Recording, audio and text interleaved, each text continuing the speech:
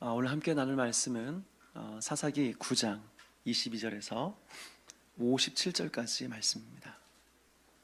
사사기 9장 22절에서 57절까지 말씀, 저 한 절 여러분 한 절 교독하도록 하겠습니다.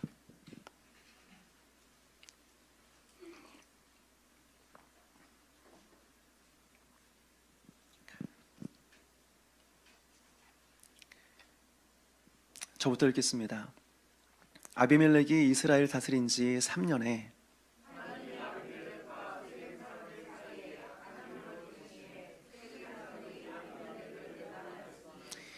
이는 여룻바알의 아들 70명에게 저지른 포악한 일을 갚되 그들을 죽여 피 흘린 죄를 그들의 형제 아비멜렉과 아비멜렉의 손을 도와 그의 형제들을 죽이게 한 세겜 사람들에게로 돌아가게 하심이라.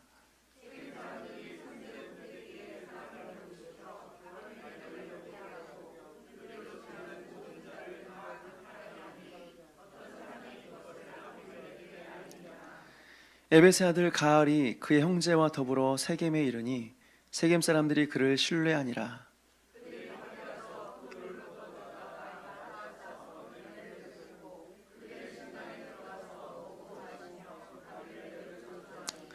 에벳의 아들 가알이 이르되 아비멜렉은 누구며 세겜은 누구이기에 우리가 아비멜렉을 섬기리요 그가 여룻바알의 아들이 아니냐 그의 신복은 스불이 아니냐 차라리 세겜의 아버지 하몰의 후손을 섬길 것이라 우리가 어찌 아비멜렉을 섬기리요.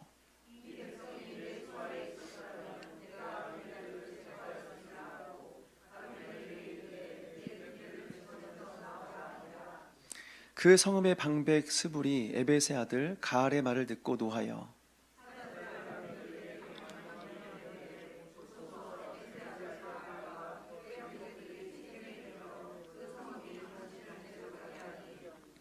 당신은 당신과 함께 있는 백성과 더불어 밤에 일어나 밭에 매복하였다가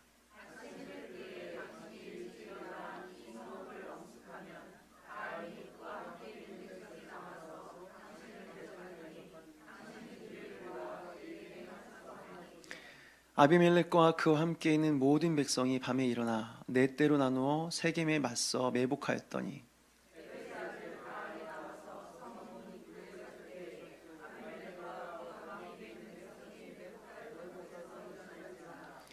가알이 그 백성을 보고 스불에게 이르되 보라 백성이 산 꼭대기에서부터 내려오는도다 하니 스불이 그에게 이르되 내가 산 그림자를 사람으로 보았느니라 하는지라.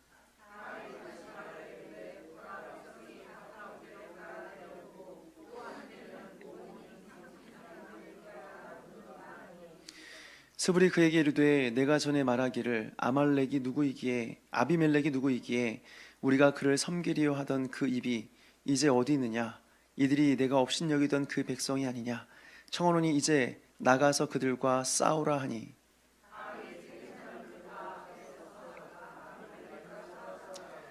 아비멜렉이 그를 추격하니 그 앞에서 도망하였고 부상하여 엎드려진 자가 많아 성문 입구까지 이르렀더라.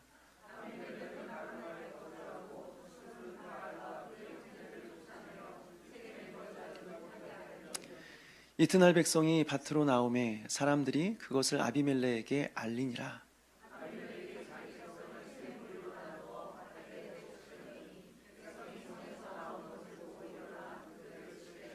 아비멜렉과 그 때는 돌격하여 성문 입구에 이렇게 서고 두 무리는 밭에 있는 자들에게 돌격하여 그들을 죽이니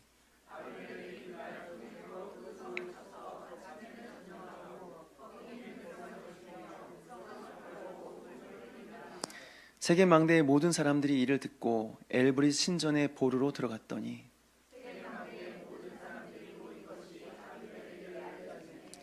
아비멜렉 및 그와 함께 있는 모든 백성이 살몬산에 오르고 아비멜렉이 손에 도끼를 들고 나뭇가지를 찍어 그것을 들어 올려 자기 어깨에 메고 그와 함께 있는 백성에게 이르되 너는 내가 행하는 것을 보나니 빨리 나와 같이 행하라 하니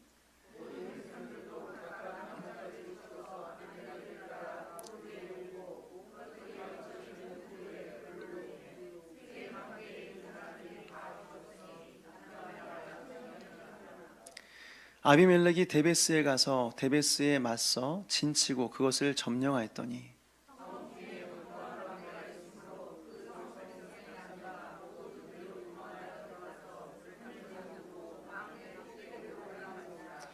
아비멜렉이 망대 앞에 이르러 공격하며 망대의 문에 가까이 나아가서 그것을 불사르려 하더니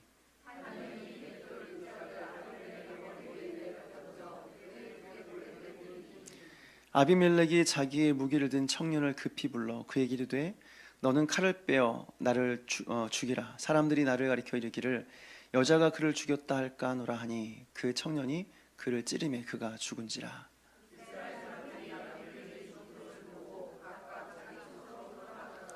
아비멜렉이 그의 형제 70명을 죽여 자기 아버지에게 행한 악행을 하나님이 이같이 갚으셨고 또 세겜 사람들의 모든 악행을 하나님이 그들의 머리에 갚으셨으니 여룻바알의 아들 요담의 저주가 그들에게 응하니라. 아멘. 한번 기도하시겠습니다. 하나님 아버지, 이 시간 예배가 시작이 되었고 이 시간 하나님의 말씀을 들을 시간입니다. 우리의 마음을 열어주시고 또 우리 가운데 들어야 될 말씀을 듣고 깨달을 수 있도록 인도하여 주시옵소서. 감사드리옵고 예수님의 이름으로 기도합나이다. 아멘. 우리는 하나님께서 공의로우신 하나님이시다 이렇게 생각하고 믿습니다. 선을 행하는 자에게는 복을 주시고 또 악을 행하는 자에게는 또 징계하시는 그런 하나님을 생각하게 되는 것이죠. 그런데 이 세상을 살다 보면 꼭 그렇지만은 않은 것 같습니다. 선을 행하며 살아가도 그런 사람들에게 고난이 있고 또 악을 행하며 살아가는 사람들은 보면 또 형통하게 살아가요. 이럴 때 우리의 마음이 참 불편합니다.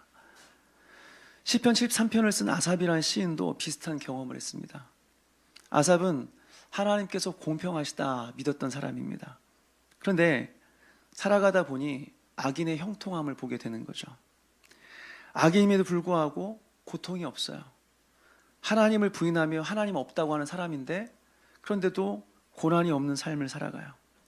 얼마나 잘 먹었는지 살이 쪄서 얼굴이 부어 올라와 있고 그들의 소득과 재산은 언제나 그들의 마음의 소원보다 훨씬 더 많아요. 그리고 죽는 순간까지 걱정이 없이 살다가 죽어요. 이것을 보면서 아삽은 실족하게 됩니다. 어떻게 하나님이 그럴 수 있는가? 어떻게 하나님께서는 그런 악한 사람들을 내버려 둘 수 있는가? 그렇게 생각하는 거죠. 오늘날 우리 주변에도 이런 일들이 일어나고 있지 않습니까? 예수님을 잘 믿고 정직하게 살아도 그런 사람들은 가난해요. 그리고 여기저기 아픈 곳이 참 많아요. 그런데 믿음도 없고 세상에서 온갖 비리와 거짓말을 하면서 살아가는데 거짓말을 밥 먹듯 하며 살아가는데 건강해요. 물질적으로 여유로운 삶을 살아가요. 심지어는 교회 안에서도 이런 일들이 일어납니다. 적당히 신앙생활하는 사람들은 사람들로부터 일을 잘한다고 인정을 받아요. 인기가 많아요. 많은 사람들이 주목해요. 그런데 정말 이름도 없이 빛도 없이 살아가는 사람들은 어떻습니까? 인정받지 못해요. 동네 북이에요. 만만하니까 이 사람 저 사람 와서 한마디씩 해요. 그러면서 마음이 상하게 되는 거죠. 이런 것들을 생각해 보면 어떻습니까? 과연 하나님은 공평한가? 과연 하나님은 선하신가? 이런 질문이 떠오르는 겁니다. 오늘 우리가 읽은 22절 말씀을 좀 보면요, 22절에 보니까 아비멜렉이 이스라엘을 다스린 지 3년에 라고 시작하고 있습니다. 여러분, 지난 시간에도 우리가 살펴봤지만 이 아비멜렉은 어떤 사람입니까? 자격도 안 되는 사람이, 가문도 안 되는 사람이 자신의 형제들 70명을 죽이고 스스로 왕이 된 사람입니다. 그런데 이스라엘을 다스린 지 3년에 라고 말하고 있는 거예요. 무슨 말이에요? 이렇게 악한 자가 스스로 왕이 되어서 왕 노릇을 하고 있는데 3년 동안 아무런 일이 일어나지 않았다는 것입니다. 3년 동안 어떤 고난도 어떠한 하나님의 징계도 없이 평탄하고 순구적한 삶을 3년 동안이나 살아왔다는 것입니다. 여러분, 이게 맞습니까? 하나님이 살아계신다고 한다면 이런 일이 절대 일어나면 안 되죠. 이런 사람은 뭘 해도 안 돼야 되죠. 이런 사람은 계속해서 불행한 삶을 살아야 되죠. 이 사람은 계속해서 저지른 잘못에 대해서 똑같은 대가를 치르면서 평생을 살아가야 되는 거죠. 그런데 오늘 본문을 보니까 어떻습니까? 3년 동안 아무런 일도 일어나지 않았어요. 이것이 우리를 불편하게 만드는 것입니다. 그런데 오늘 결론은 뭡니까? 우리 56절과 57절 말씀을 같이 한번 읽어볼까요? 사사기 9장 56절 57절 말씀입니다. 시작. 아비멜렉이 그의 형제 70명을 죽여 자기 아버지에게 행한 악행을 하나님이 이같이 갚으셨고 또 세겜 사람들의 모든 악행을 하나님이 그들의 머리에 갚으셨으니 여룻바알의 아들 요담의 저주가 그들에게 응하니라. 아멘. 요약하자면 갚으셨고 갚으셨더니, 갚으셨고 갚으셨더니, 하나님께서는 아비멜렉이 행한 일들을 기억하시고 그대로 갚아주셨다는 것입니다. 우리는 이 사실을 기억할 필요가 있습니다. 우리가 살아가면서 비록 악이 승리하는 것처럼 보이고 선을 행하며 살아가는 사람들이 손해를 보면서 살아가는 것처럼 보인다고 할지라도 결국 하나님은 갚으신 하나님이시다라고 하는 거예요. 이 사실을 기억하는 저와 여러분 되시기를 주님의 이름으로 축원합니다. 그렇다면 하나님께서 어떻게 갚으셨는가? 우리 23절 말씀을 같이 한번 읽어보겠습니다. 23절 시작. 하나님이 아비멜렉과 세겜 사람들 사이에 악한 영을 보내심에 세겜 사람들이 아비멜렉을 배반하였으니, 하나님께서는 아비멜렉과 세겜 사람들 사이에 악한 영을 보내셨습니다. 그래서 세겜 사람들이 이제 아비멜렉을 배반하게 되는 거죠. 그리고 둘이 관계가 깨어지는 것을 보게 됩니다. 얼마나 웃깁니까? 얼마 전까지만 해도 아비멜렉을 향하여서 우리 가족, 우리 친족 하면서 그렇게 좋아하지 않았습니까? 그런데 지금 어때요? 뭐 10년, 20년 지난 것도 아닌데 서로 배반하고 다투는 거예요. 여기서 우리는 무엇을 깨닫냐면, 첫째로 악한 영은 분열의 영이다라고 하는 것입니다. 여러분, 성령께서는요 하나 되게 하신 영이십니다. 그래서 성령의 역사가 강력하게 일어나게 되면 교회가 하나가 되고 가정이 하나가 되는 것입니다. 깨어진 관계들이 회복하게 되는 것입니다. 서로 용납하고 용서하고 그리고 화해하는 역사들이 일어난다고 하는 거죠. 그런데 악한 영이 역사하면 어떻습니까? 작은 것 하나 때문에 서로 싸우고 다투고 편가르게 하고 서로 옳고 그름 따지면서 결국에는 찢어지고 나누어지는 거죠. 이것이 바로 악한 영의 역사다라고 하는 것입니다. 물론 우리는 여기서 분별이 필요합니다. 성령님께서 역사하셔도 분리는 일어납니다. 그리고 분열은 일어납니다. 양과 염소가 나누어지듯이 성령께서 역사하시면 진짜와 가짜가 명확하게 구분됩니다. 말씀이 선명하게 선포되면 선포될수록 진짜와 가짜가 명확하게 구분이 되는 것입니다. 진짜는 진리를 사모합니다.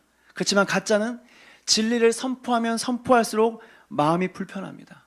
듣기를 싫어하는 것입니다. 또 고난이 오게 되면 진짜와 가짜가 명확하게 구분이 되는 거죠. 성령에 사로잡힌 사람들은 고난 때문에 더 하나님을 간절히 의지하게 되지만, 성령에 사로잡히지 않은 사람들은 그 고난 때문에 하나님을 버리고 떠나가게 되는 것입니다. 그러니까 성령께서 역사하셔도 분열은 일어날 수 있다라고 하는 거죠. 그런데 우리가 기억해야 될 것은 무엇이냐면 진리 안에서라고 하는 것입니다. 연합이 이루어지고 하나됨이 이루어지는데 진리 안에서의 하나됨, 그리고 말씀 안에서의 하나됨, 연합이 일어난다고 하는 것입니다.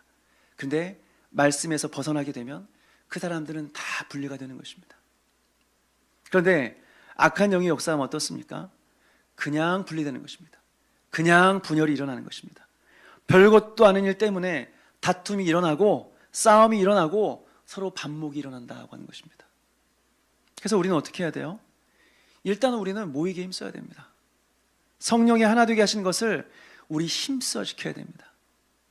교회를 위해서 할 수 있는 것은 다른 것이 없습니다. 내가 교회를 위해 헌신해야지, 내가 교회를 위해 희생해야지, 내가 교회를 세우기 위해서 내가 무슨 일을 해야지, 여러분, 다른 것은 없습니다. 그냥 모일 때 잘 모이면 되는 것입니다. 모이라고 할 때 모여서 같이 기도하고 같이 예배하고 같이 섬기면 되는 것이지, 교회를 위한 섬김은 다른 것은 없는 것입니다. 사랑 여러분, 성령의 하나 되게 하신 것을 힘써 지키며 모이게 힘쓰는 저와 여러분 되시기를 주님의 이름으로 축원합니다. 둘째로 우리는 여기서 악인의 특징을 보게 되는데요, 시편 1편에 나오는 것처럼 그 악인들의 특징이 뭐냐? 바람에 나는 겨와 같아서 바람이 불 때마다 이리저리 흔들리는 것입니다. 다시 말해서 신실하지가 않아요. 다시 말해서 줏대가 없어요. 견고하지가 않아요. 특별히 관계에 있어서 왔다 갔다 하는 것입니다. 오늘의 적이 내일의 동지가 되고 오늘의 동맹이 내일의 적군이 되는 것처럼 서로의 유익에 따라서 여기 붙었다 저기 붙었다 하는 것입니다. 우리의 언어로 말하면 의리가 없는 것이죠. 이것은 무엇을 보여줍니까? 지혜로운 것이 아니라 굉장히 미성숙하다라는 것을 보여주는 거예요. 여러분, 사람이 성숙하다고 할 때요, 그 성숙함의 기준이 무엇인지 아십니까? 물론 몇 가지의 중요한 기준들이 있지만 그 중에 하나가 무엇이냐면 그 사람이 예측이 된다는 것입니다. 다시 말해서 그 사람의 행동과 말이 예측 가능해야 성숙한 사람이라고 하는 것입니다. 미성숙한 사람의 특징은 종잡을 수가 없어요.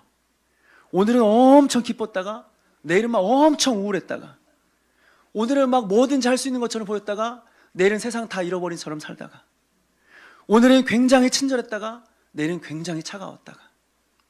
그래서 도대체 이 사람의 속마음을 도대체 뭔지 모르겠다, 이 사람의 마음에 뭐가 있는지 모르겠다고 하면 이 사람은 신비로운 사람이 아니라 굉장히 미성숙한 사람이다라고 하는 것입니다.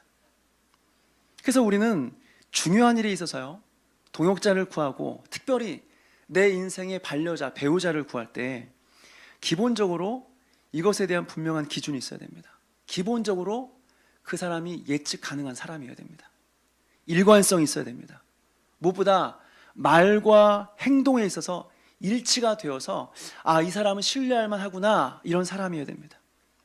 만약에 말과 행동의 일치가 안 되면요, 그 사람은 무슨 말을 할지라도 그 사람을 어떻게 우리가 신뢰하고 믿을 수 있겠습니까?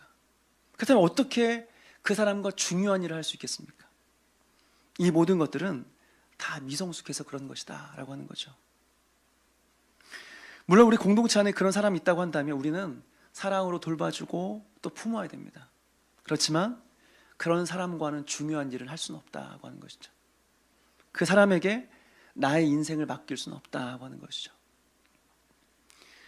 우리가 하나님께 우리의 인생을 맡길 수 있는 것은 무엇 때문이에요? 우리 하나님은 신실하신 하나님이시기 때문에 그렇습니다. 그분은 그분의 성품을 따라서 언제나 말씀하시고, 그리고 그분은 그 말씀하시는 것을 반드시 행하시는 분이시죠. 우리는 혹시 잊어버린다고 할지라도 하나님께서 자신이 하신 말씀과 자신이 하신 약속을 절대로 잊지 않고 지키시는 분이시다고 하는 거예요.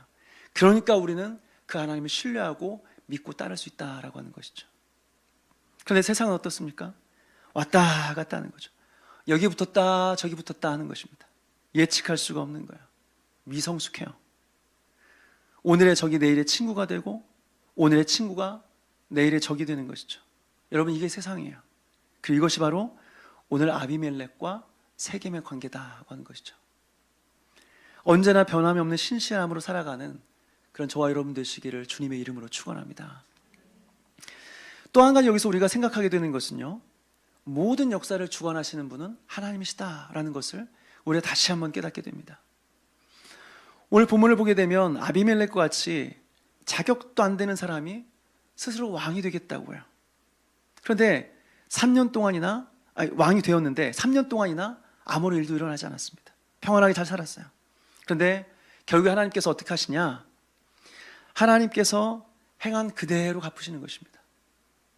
스스로 왕이 된 아비멜렉과 동시에 그 사람을 자신의 유익을 따라 왕으로 세운 세겜 사람들을 모두에게 행한 대로 갚으신다고 하는 것이죠.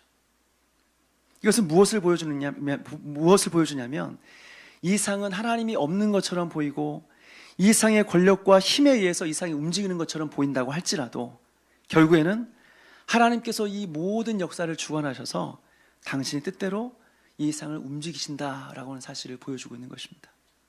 그런데 여기서 한 가지, 그렇다면 하나님께서는 왜 즉각적으로 이 문제를 해결하지 않으시느냐, 왜 바로바로 잘못한 사람들을 징계하지 않으시느냐라고 하는 것이죠. 첫째로 하나님은 우리에게 회개할 기회를 주시는 것입니다. 하나님은 오래 참으신 하나님이십니다. 이걸 사실은 하나님의 중요한 성품 중에 하나입니다. 만약 하나님께서 우리에 대하여 오래 참지 않으셨다고 한다면 우리 중에 오늘 여기 없을 사람들이 굉장히 많아요. 그런데 하나님은 오래 참으시고 다시 회개할 기회를 우리에게 주시는 거죠. 기다리시는 것입니다. 또 한 가지, 우리 하나님은 인격적인 하나님이시기 때문에 그렇습니다. 생각해 보십시오. 우리가 자녀들을 키울 때 아이들이 잘못을 할 때마다, 잘못할 때마다 매를 들고 엄격하게 하고 혼내면 어떻게 될까요? 아이들의 마음이 찌그러지는 것입니다. 그리고 계속해서 눈치를 보겠죠. 무슨 말이에요? 더 이상 부모와 자식과의 인격적인 관계는 이루어지지 않는다는 것입니다. 관계가 깨어져 버리는 것입니다.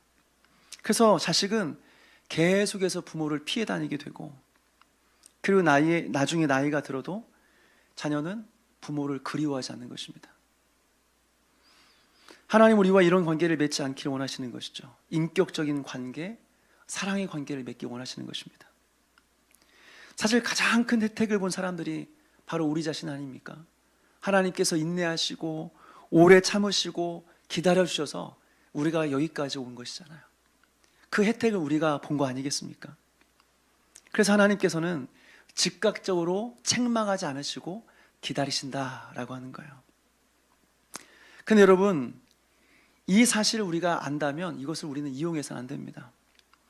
하나님의 오래 참으심을 이용해서 그것을 방종의 기회로 삼으면 안 된다라고 하는 것이에요.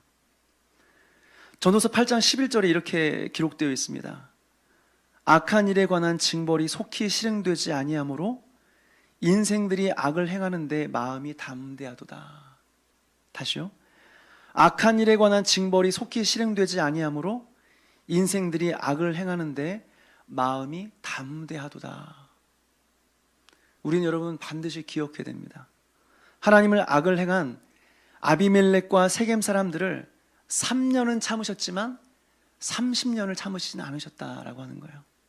그러나 여러분, 하나님의 오래 참으심을 이용하는 것이 아니라 오히려 그 속에서 하나님의 사랑을 깨닫고 하나님을 사랑하며 살아가는 저와 여러분 되시기를 주님의 이름으로 축원합니다. 오늘 본문으로 들어가서 이제 세겜 사람들은 아비멜렉을 배반하게 됩니다. 25절에 보니까 아비멜렉을 엿보며 지나가는 모든 자들을 다 강탈했다고 했는데요. 이 말은 아마도 아비멜렉에게 이 조공을 바치러 간 사람들의 물건을 빼앗았다라고 하는 의미로 그렇게 생각이 되어집니다. 다시 말해서 아비멜렉의 소유를 탈취한 것이죠. 이런 가운데 세겜 사람들을 이끌 한 사람이 등장하는데 이 사람이 바로 가알이라는 사람입니다. 참 재미있는 것은 등장부터 아비멜렉과 유사한 부분이 참 많아요.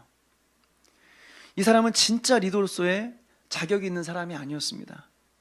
세겜 사람도 아니었고 그렇다고 이스라엘 사람도 아니에요. 이 사람은 이 자료를 찾아보니까 그냥 이방 사람이에요. 그런데도 스스로 세겜의 지도자가 되려고 하는 거죠. 최소한 아비멜렉은 그래도 세겜 사람들과 같은 가족 관계였어요. 친인척 관계였어요. 그런데 이 사람은 아무런 관련이 없어요. 그런데 이 세겜 사람들을 부추겨서 스스로 왕이 되려고 하는 거죠. 여기서 우리는 무엇을 깨닫습니까? 하나님 우리를 징계하실 때 비슷한 사람을 만나게 하신다라고 하는 거예요. 야곱을 한번 생각해 보십시오. 야곱은 얼마나 계산적인 사람입니까? 또 얼마나 사기꾼이에요. 그런데 나중에 자기하고 똑같은 사람 만납니다. 보십시오. 형의 축복권을 빼앗아서 도망쳐서 정착한 곳이 바로 밧단아람이에요. 그런데 거기서 삼촌 라반을 만나게 되죠. 사실 이 사람은 야곱보다 더해요. 그래서 야곱을 자신의 집에서 일을 시키려고 결혼식 날 딸을 바꿔치게 합니다. 라헬과 결혼했는데 아침에 눈 떠보니까 레아가 있어요. 그래서 다음날 야곱이 이제 항의를 하죠. 삼촌, 왜 라헬을 주시기로 해놓고서는 왜 레아를 주십니까? 했더니 삼촌이 하는 말이 뭐예요? 이 지역에서는 동생 먼저 시집 가는 법이 없다라고 이야기하는 거예요. 아니 그 법이 어제 갑자기 생긴 법이에요? 아니죠. 둘 중에 하나죠. 원래 없던 전통인데 이것을 가지고 거짓말했든지, 원래 있는데 말을 하지 않고 있다가 방금 꺼냈든지, 둘 중에 하나죠. 어쨌든 뭐가 됐든지 간에 그냥 거짓말한 거예요. 야곱을 속인 거예요. 야곱을 이용해 먹은 거예요. 이렇게 하나님은 야곱과 똑같은 사람 만나게 하셔서 20년 고생하게 하시고 광야 생활을 하게 하시는 거죠. 오늘 아비멜렉이 그렇습니다. 하나님은 똑같은 가알이라는 사람을 보내어서 세겜 사람들을 선동하게 하시고 아비멜렉을 반역하게 하는 것이죠. 가알이 뭐라고 합니까? 우리 28절과 29절 말씀을 같이 한번 읽어보겠습니다. 28절, 29절 시작. 에벳의 아들 가알이 이르되 아비멜렉은 누구며 세겜은 누구이기에 우리가 아비멜렉을 섬기리요 그가 여룻바알의 아들이 아니냐 그의 신복은 수불이 아니냐 차라리 세겜의 아버지 하몰의 후손을 섬길 것이라 우리가 어찌 아비멜렉을 섬기리요 이 백성이 내 수하에 있었더라면 내가 아비멜렉을 제거했으리라 하고 아비멜렉이 이르되 내 군대를 증언해서 나오라 하니라. 여러분, 이 소식을 들은 아비멜렉은 어떻게 하죠? 군대를 이끌고 이제 쫓아오게 되는 것입니다. 그러니까 방금 전까지 큰 소리 치던 가알이 어떻게 했을까요? 도망갑니다. 방금 전까지는 세상의 권력을 다 가진 것처럼 자기 말 한마디에 세상을 다 움직일 수 있는 것처럼 말하다가 아비멜렉이 쫓아오니까 제대로 한번 싸워보지도 못하고 도망가는 것입니다. 여러분, 이런 사람들 참 조심해야 돼요. 말을 하는데 뻥튀기가 심한 사람들 조심해야 됩니다. 다시 말해서 허풍이 심한 사람들 조심해야 됩니다. 이 사람들은 우리가 신뢰해야 될 사람이 아니라 사랑하고 돌봐줘야 될 사람들이에요. 미성숙해서 그런 것입니다. 이 사람이 왜 그런지 아십니까? 사람들에게 인정은 받고 싶은데 실력이 안 되는 거예요. 사람들에게 뭔가를 막 보여주고 싶은데 보여줄 게 없는 거예요. 그러니까 허풍을 떠는 것입니다. 자꾸 없는 말을 지어내거나 작은 일을 막 크게 과장해서 말하는 것이죠. 뭐예요? 미성숙한 사람이에요. 따라야 될 사람이 아니라, 같이 동역해야 될 사람이 아니라 돌봄과 사랑이 필요한 사람이다 라고 하는 거죠. 이어서 우리는 아비멜렉의 참 이해할 수 없는 행동을 보게 되는데요, 이어서 본문을 보니까 세겜 사람들을 선동하던 그 가알과 그 가알을 따르던 사람들이 다 도망갔어요. 이제 그런데 아비멜렉은 어떻게 합니까? 다음날 반역과 아무런 상관이 없는 세겜 사람들, 이 사람들이 일하러 밭으로 나오는데 이 사람들을 숨어있다가 다 죽여버리는 것입니다. 그리고 이 소식을 듣고 세겜 망대에 숨은 사람들을 어떻게 해요? 불태워서 죽이는 것입니다. 49절에 보니까 세겜 망대에 숨어있다가 불에 타 죽은 사람이 한 1000명 정도나 된다고 하는 거죠. 여러분, 얼마나 잔인합니까? 얼마나 끔찍해요? 아무런 잘못이 없는 사람들까지도 다 죽이는 것입니다. 여러분, 이것이 바로 죄의 특징 중에 하나예요. 광기예요. 무모한 거예요. 굉장히 비이성적이고 충동적이에요. 적당히가 없어요. 이게 죄의 특징이에요. 우리가 죄에 사로잡히게 되면 평소에는 순수하고 평범한 사람인데 사람이 갑자기 무모해지는 것입니다. 인간성을 잃어버리고 짐승처럼 변하는 것입니다. 그래서 한 번의 실수로 평생을 후회하며 살아가게 되는 거죠. 그래서 우리에게 필요한 것이 무엇이냐? 우리에게 필요한 것은 마음을 잘 지키는 것입니다. 죄의 광기에 사로잡혀서 눈이 뒤집혀서 책임질 수 없는 그런 행동과 말에서는 안 된다라고 하는 거예요. 항상 우리의 마음을 살펴야 돼요. 어떤 상황에서든지 하나님 기뻐하신 뜻이 무엇인지를 분별해야 돼요. 그렇지 않으면 우리는 그 죄의 광기 때문에 평생 후회하는 삶을 살아갈 수밖에 없게 된다고 하는 것이죠. 그럼 여러분, 마음을 지키는 저와 여러분 되시기를 주님의 이름으로 축원합니다. 아비멜렉의 광기는 여기서 끝나지 않습니다. 그 다음으로는 데베스를 쫓아갑니다. 데베스 역시 반역에 가담을 했는지 아니면 세겜 사람들이 도망간 곳이 데베스인지 그것은 잘 모르겠지만 아무튼 아비멜렉은 데베스까지 쫓아갑니다. 보니까 거기서도 사람들이 망대에 숨었어요. 그러니까 어떻게 해요? 세겜에서 했던 그대로 하는 거죠. 망대에 불을 질러서 망대에 있는 사람들을 불에 태워 죽이려고 하는 것입니다. 여기서 우리는 무엇을 깨닫습니까? 사람들은 이전에 행복을 경험해 봤다고 한다면 이번에도 그 방법이 통할 것이다 생각하는 거예요. 그래서 언제나 항상 해왔던 방식으로 하죠. 그래서 방식을 바꾸는 것을 안 좋아하죠. 그런데 오늘 본문은 무엇을 보여줍니까? 아무리 이전에 성공을 해본 경험이 있다고 할지라도 그것을 하나님이 사용하시지 않는다고 한다면 아무것도 아니라는 것입니다. 하나님의 뜻이 아니라고 한다면 이전에 성공했던 방법이라고 할지라도 안 된다고 하는 거죠. 그러니 우리는 방법을 의지해서는 안 되고 그 방법을 사용하시는 하나님을 의지해야 된다라고 하는 것입니다. 오늘 본문에서 우리는 놀라운 일을 보게 되는데, 아비멜렉이 망대에 불을 질러서 사람들을 죽이려고 하는데, 망대 위에 있던 한 여인이 떨어뜨린 그 맷돌 윗짝, 거기에 아비멜렉의 머리를 맞아서 두개골이 깨어졌다라고 성경은 말하고 있습니다. 여러분 참 놀랍지 않습니까? 우리가 좀 높은 곳에서 아래를 쳐다보면요, 사람들이 크게 보이는 게 아니라 굉장히 작게 보입니다. 하나의 점처럼 보입니다. 굉장히 작게 보여요. 그런데 한 여인이 맷돌 윗짝을 던져서 맞췄다라고 하는 거죠. 그리고 그 자리에서 이제 죽임을 당하게 되는 거죠. 이것은 명확한 것입니다. 이 여인이 던지기를 잘한 것이 아니라 하나님께서 이 여인의 손을 빌어서 하나님의 뜻을 이루신 거죠. 하나님께서 이 여인을 심판의 도구로 사용하셨다라고 하는 것입니다. 그래서 어떻게 됩니까?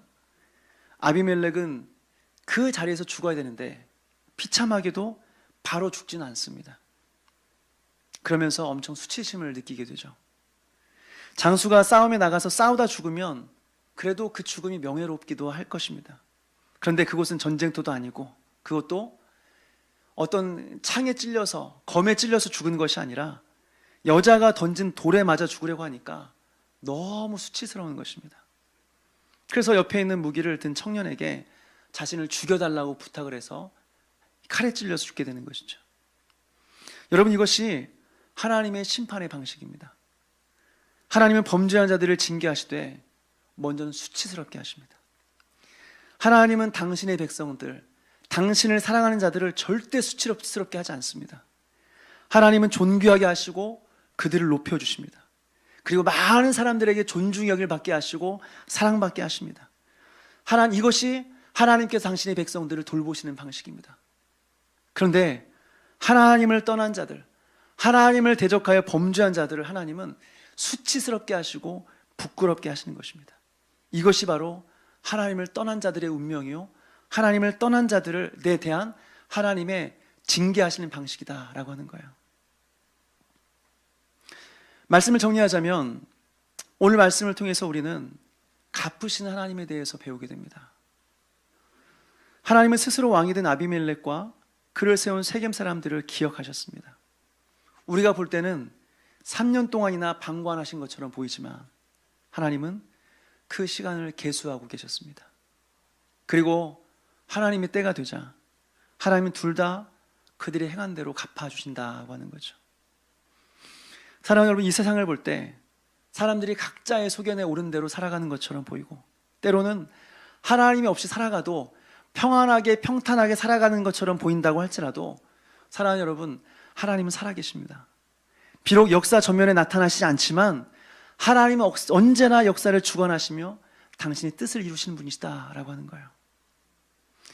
우리 다시 한번 56절과 57절 말씀을 읽어보겠습니다. 56절, 57절입니다. 시작. 아비멜렉이 그의 형제 70명을 죽여 자기 아버지에게 행한 악행을 하나님이 이같이 갚으셨고, 또 세겜 사람들의 모든 악행을 하나님이 그들의 머리에 갚으셨으니 여룻바알의 아들 요담의 저주가 그들에게 응하니라. 아멘. 그렇습니다, 여러분. 하나님은 갚으신 하나님이십니다. 물론 우리의 구원은 우리의 행위대로 받은 것은 아닙니다. 그러나 이 세상에서의 삶이라고 하는 것은 반드시 원리를 따라 이루어지게 되어 있습니다. 우리가 뿌린 대로 거둔다라고 하는 것이죠. 그러니 우리가 어떻게 살아가야 되겠습니까? 성경에는 수많은 영적인 원리들이 기록되어 있습니다. 그것을 발견하고 그 원리를 따라서 우리는 살아가야 된다고 하는 것이죠. 오늘 말씀을 기억하면서 늘 말씀을 사랑하고 묵상하고 그 안에 기록된 대로 다 지켜 행함으로써 하나님께서 우리에게 약속하신 그 복과 은혜를 누리며 살아가는 그런 저와 여러분 되시기를 주님의 이름으로 축원합니다.